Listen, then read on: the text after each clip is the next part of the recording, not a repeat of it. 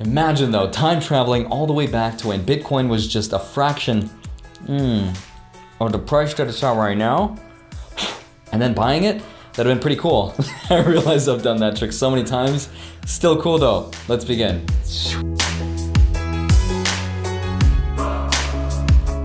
Hi, my name is Andre Jick. Hope you're doing well, and today we're discussing my top 10 cryptocurrency holdings in my crypto portfolio. Please remember that there is a lot of cryptocurrencies that I'm sure are great projects that I just don't own, which I'm sure in the future I'll wish I had owned that I just don't know about today. And also keep this one rule of thumb in mind, and that is that you should never hold more than 10% of your net worth in this asset class. Now, unfortunately, most people don't understand why cryptocurrency is useful or why it has value. And I can't answer that question unless you understand exactly how money works, how we make it, and who controls it.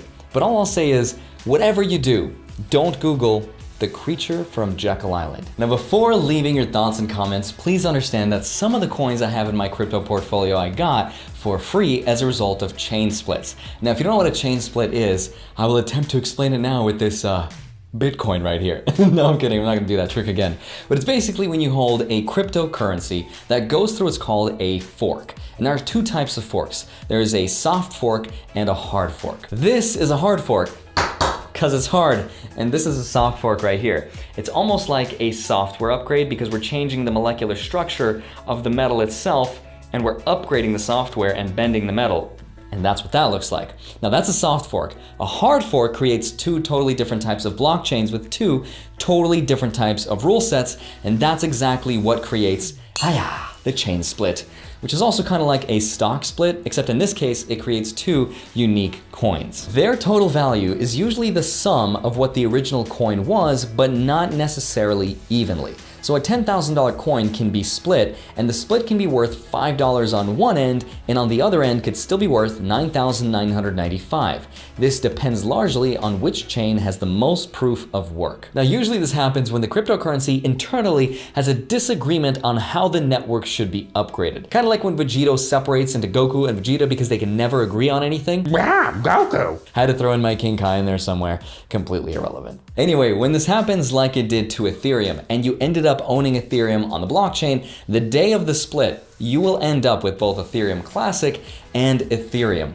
Almost like a special dividend that gets paid to you, which you can either sell for more money, you can keep and maybe watch it grow, or equally probable, you can just watch it go down all the way to zero and be worthless because crypto be like that sometimes though. Anyway, that's what a chain split is, how it works, and why I might have some strange cryptocurrencies in my portfolio that I didn't necessarily buy. So let's kick it off with number 10 on the list, which is the goodest of coins. Dogecoin. No, I'm kidding, I don't actually own any Dogecoin, but it's been blowing up on TikTok, and knowing the internet, that's gonna be the coin that wins in the end. Thanks a lot, Gen Z, you young whippersnappers. No, I'm kidding, I still don't own any Dogecoin, but if you like memes, Dogecoin is the way to go. Coming in at number 9 is Bitcoin Gold, or BTG. You can think of BTG kind of like Bitcoin, had an unfortunate smelting accident. Now, it's one of the forks or one of the chain splits off of Bitcoin. And what they did was they changed the original mining algorithm from SHA-256, which is ASIC based, which is argued that it's controlled by large corporations, which has in turn made Bitcoin more centralized. Therefore, they changed it to Equihash, which is more of a graphics processor based mining algorithm. That means that people like you and I, normal people, can access it and mine it a lot easier. Also, I realized that none of that made any sense to you, so just think of BTG, Bitcoin Gold, kind of like Bitcoin, just a lot easier to mine. And number 8 is Litecoin. Now, if Bitcoin is digital gold, then Litecoin is digital silver. Now, unlike Bitcoin, it doesn't use the SHA-256 cryptographic algorithm. Instead, it uses something called Script, which is supposed to be simpler. Also, unlike Bitcoin, which has a maximum supply of coins of 21 million, Litecoin has maximum supply of 84 million. It can do what's called confirming a transaction 4 times faster than Bitcoin, which means it's a lot easier and more practical to use as a real-world currency because a lot more people can use it quicker. Coming in at number 7 is Flash 100-yard dash. Dash combines the words digital plus cash to make Dash. So smart. Now, it's got a lot of cool, clever features about it that I really like master nodes and democratic voting processes, but the coolest part about Dash to me is a flaw of Bitcoin, which Bitcoin does not have this feature.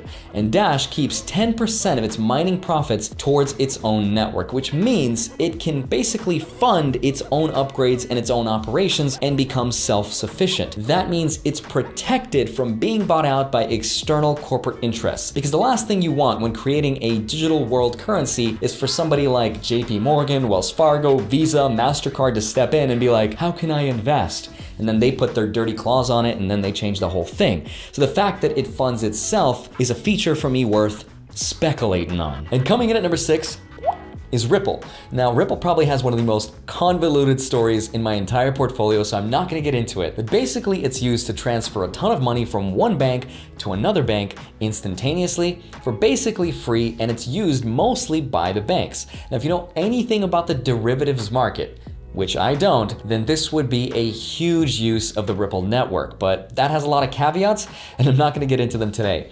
My investment with Ripple is kind of like a hedge against a hedge if the current banking system wins this race of global currency domination. And coming in at number 5 is a really interesting coin, and it's called IOTA. Now, unlike the rest of the crypto space, IOTA does not use the blockchain. Instead, it uses something called the Tangle. Not to be confused with Tangled, very important distinction. But the cool thing about the Tangle is that when we get quantum computing, if it ever happens in our lifetime, the SHA-256 cryptographic algorithm that powers Bitcoin would break, and Bitcoin would just disintegrate and stop existing.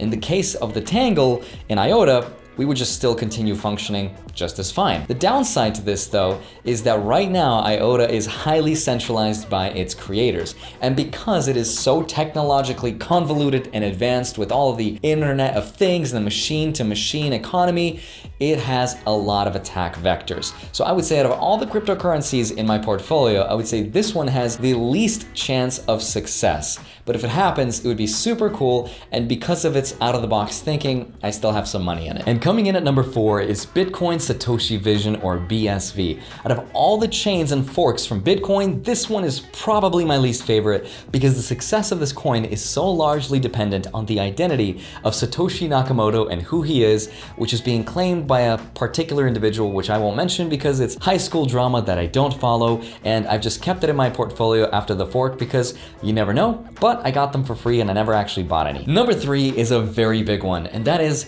Bitcoin Cash. Now, Bitcoin Cash was born from a dispute where it forked off of the original chain, and the two powerful factions within Bitcoin disagreed with each other about what Bitcoin was meant to be.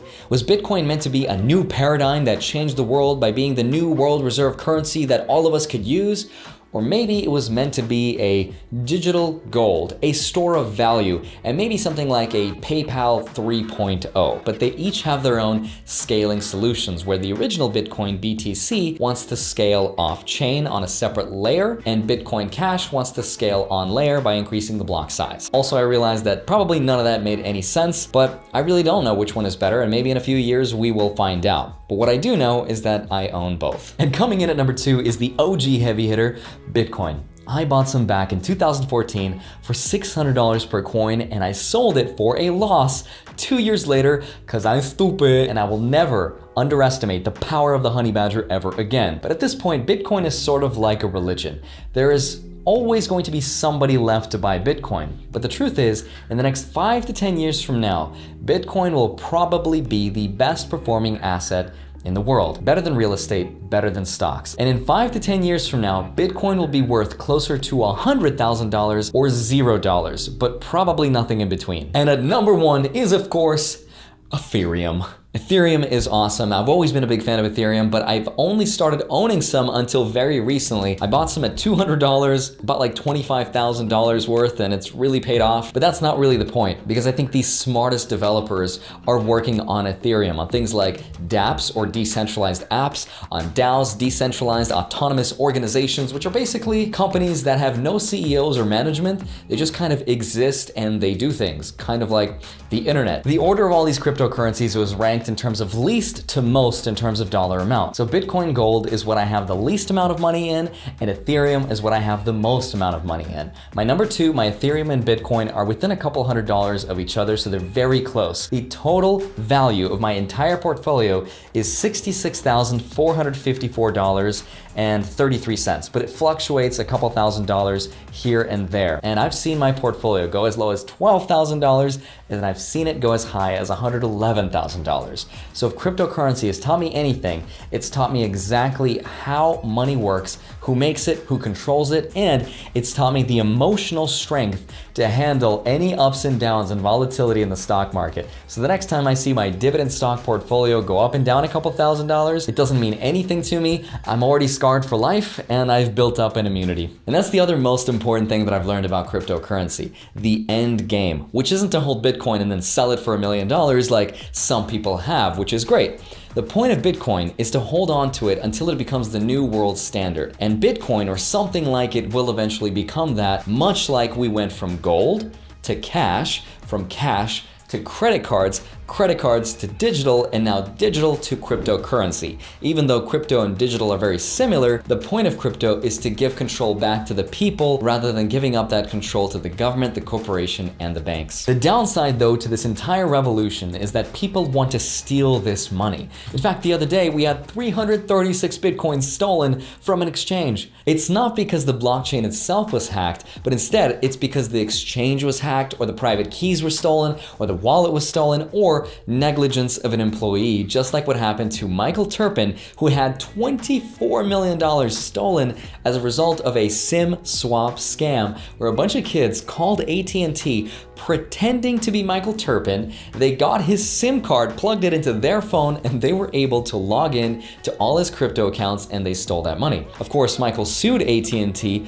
for $224 million and won, which is insane.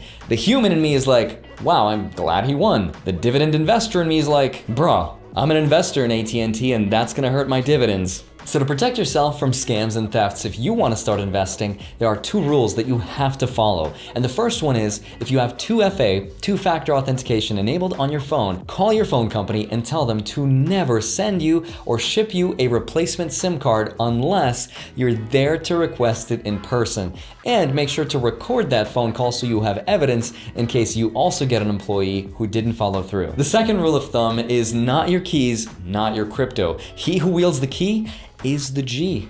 I don't know what that means, but basically, if you don't know that long string of numbers, technically, you don't control your cryptocurrency. The best example of this is Robinhood. Even though theoretically you can trade cryptocurrency, buy and sell on Robinhood, technically you don't actually own your Bitcoin and crypto on Robinhood. It's on their wallet, it's in their exchange, and if you wanted to move your cryptocurrency off of Robinhood and put it into another exchange or another wallet, you cannot do that as of right now. Even though on their website it says they want to include this feature in the future, that's been the case for a while now and they still haven't changed it. For now, on Robinhood, you do not control your crypto. And when this becomes really important is when that chain split happens, like I explained in the beginning of the video, because you are owed both of these coins. But if you hold your money in Robinhood's wallet, they may withhold your forked coins indefinitely for a number of reasons. Of course, because the internet, Robinhood would probably get eaten alive, and that would probably never happen because they're reputable. But a different company that cares less about protecting their reputation might disagree, and that's another reason why you should consider it. Because if you want to protect your cryptocurrency, you need to get yourself one of these. This is a hardware wallet, or also known as cold storage, which will hold most of your crypto needs on this thing. If somebody burns it, drowns it, crushes it, you'll still be able to access your cryptocurrency if you remember or wrote down your key phrases which are included in this, which is almost impossible to hack. It's possible, but it's highly, highly improbable, especially if you hide it somewhere, like in your palm. Please do this once you reach $1,000 worth of cryptocurrency. Again, I'm not gonna sell you on a specific one. There's a ton of great ones out there, but whatever you do, don't keep a substantial amount of money on the exchanges because that's where it gets stolen. Whichever crypto wins in this crazy race, we all win because the power of money is given back to us, the people, instead of the government and the banks. And if I disappear after this video, be very sus. And of course, if you haven't done so already and you want to start investing, please make an account with Webull. You'll get 1 free stock valued up to $250. Fund that account $100. Don't forget to do that. You'll get another free stock valued up to $1,400. You get your 3rd free stock from Robinhood. You can also follow me on Instagram. I post there from time to time. I may or may not leave a link to my Discord, which I just made. It's really cool. Love you all. Thank you so much for watching this video. I will see you back here on Monday and Friday. Enjoy the rest of your week. Bye-bye.